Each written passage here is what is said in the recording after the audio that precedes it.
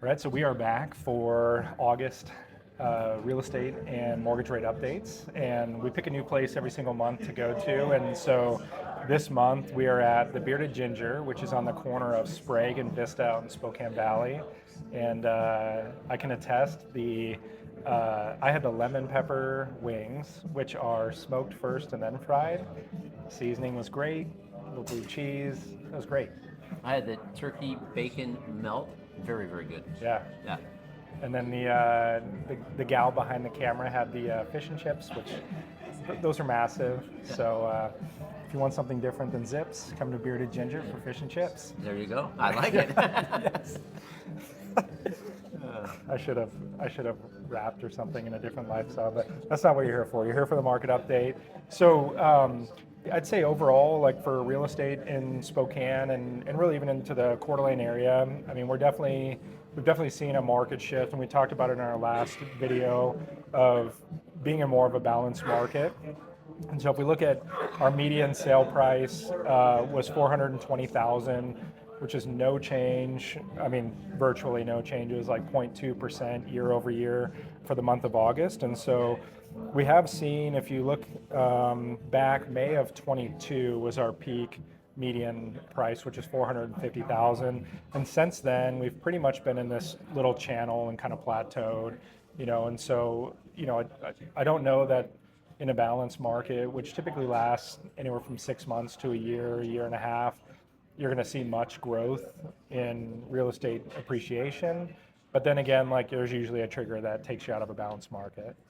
So, and as far as interest rates go, we started off August worse than they are today. Got to about August 15th, and rates have been pretty much in the same channel ever since then. And really, they're actually approaching what I would consider great or historically great rates. I mean, as we talked a little bit earlier today, we could do an FHA loan with great credit at 5.75% today, and we could also do a conventional loan with great credit at 6.375% today. So, those that project rates like Fannie Mae and the Mortgage Bankers Association are expecting rates maybe could get another quarter point better in the next 6 to 9 months. So there's not much room to grow here if you're waiting for rates to purchase a house.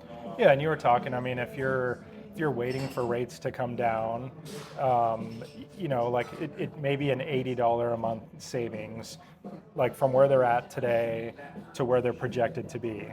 And so if you're on the sidelines or you're thinking about, buying in this market, you got a couple of things that are in your favor. Like number one, prices have stabilized, rates have stabilized, and we've seen inventory increase over 40% year over year. So, if you look at like where the sellers are at, they have more competition for their home, which means they either have to be the best priced and the best condition. And if you don't have one or the two of those, you're prime for, sitting on the market a little longer and potentially like for a buyer to come in and negotiate. So your monthly payment's staying pretty stable, prices are staying pretty stable.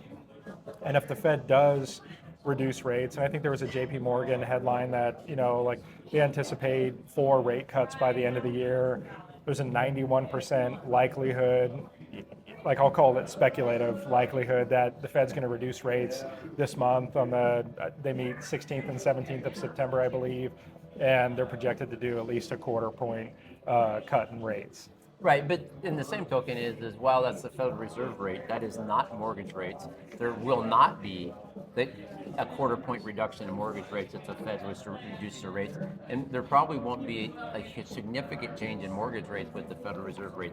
Oftentimes, there's been a significant gap between mortgage rates and the federal funds rate.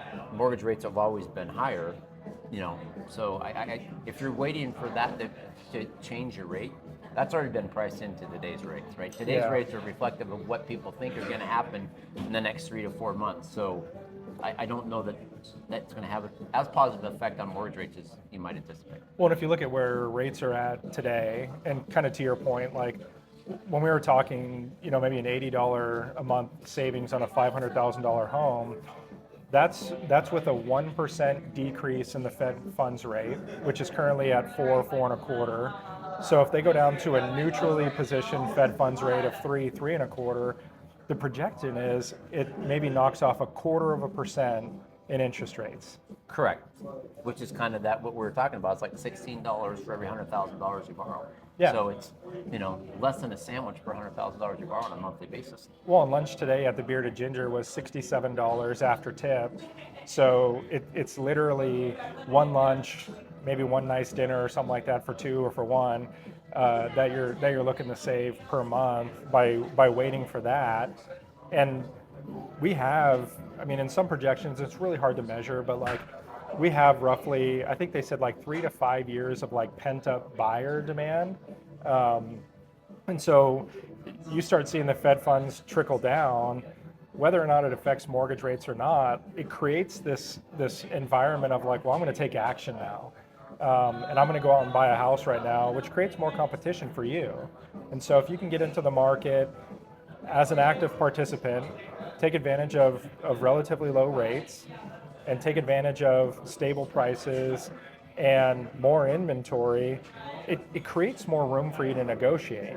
I'm not saying like, I will say there's not a bad time to buy in real estate, and I truly believe that. I'm always a buyer.